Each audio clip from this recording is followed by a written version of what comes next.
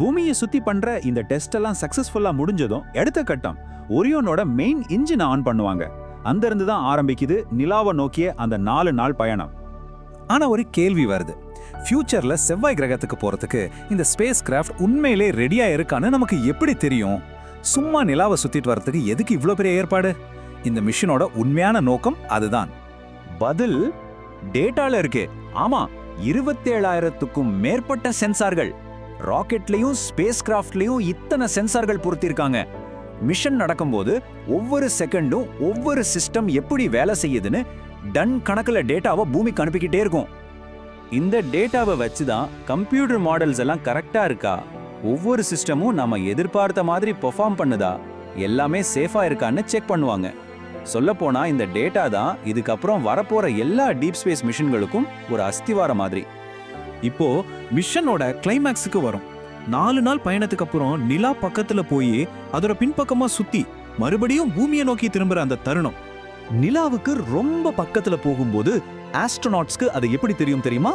கை நீட்டுற தூரத்துல ஒரு பாஸ்கெட் பால் வச்சா எப்படி இருக்குமோ அப்படி தெரியுமா?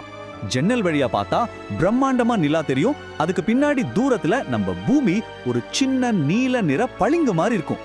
கற்பனை பண்ணி பாருங்க. திரும்பி வர்றது போறதை விட கஷ்டம்.